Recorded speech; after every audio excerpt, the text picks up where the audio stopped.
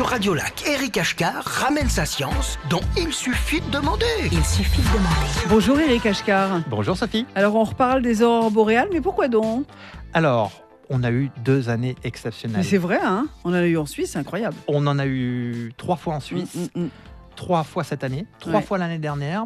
Alors, je peux rapidement les donner les dates. Oui.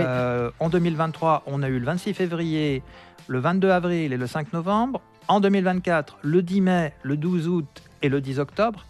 Mais alors, on dit toujours qu'il faut prendre l'avion pour aller voir les aurores boréales. Mais comment se fait-il qu'on les voit à nos latitudes ? Bah, alors pourquoi donc ? Alors, pourquoi donc ? Ouais. Alors, en général, tous les 11 ans, le Soleil va avoir un cycle d'extrême activité Ouais. et il va lâcher plus de flux de particules à destination de la Mhm, Terre. mhm. Et là, nous approchons un maximum de cycle qui va avoir lieu en 2025. Donc, Mhm. on va avoir le maximum du Ouais. cycle d'activité solaire qui va redescendre après 2025 pour être à nouveau en pic d'activité en Mhm. 2036. Mhm. Mais pourquoi, lors des précédents cycles, on n'a pas eu d'aurore à nos latitudes et là, on en a ?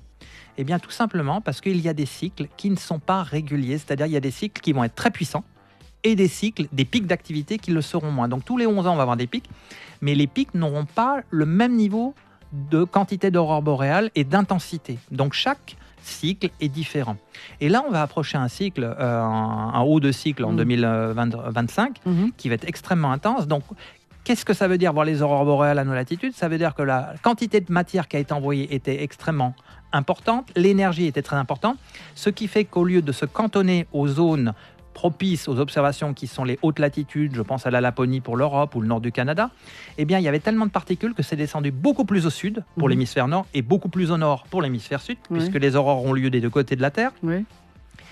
Et de ce fait, les aurores ont pu être vues sous nos latitudes. Alors, on va dire, oui, mais j'ai pas vu de couleur vert, couleur...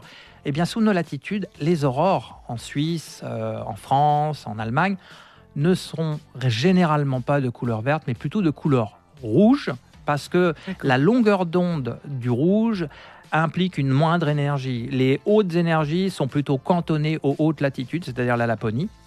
Et de ce fait, sous nos latitudes, on va davantage voir des aurores boréales de couleur rouge. Et il n'est pas exclu pour cette fin d'année, puisque nous sommes le 19 décembre, ou voire l'année prochaine, puisqu'on sera au maximum, il n'est pas exclu de revoir sous nos latitudes de nouvelles aurores. Alors bien entendu, loin des lumières et avec une météo dégagée.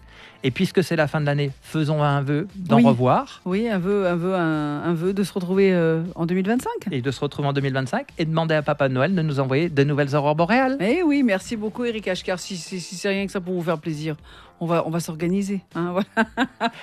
Merci. Merci Sophie, de belles fêtes et à l'année À prochaine. l'année prochaine, et vous êtes à retrouver en podcast évidemment sur la page. Il suffit de demander.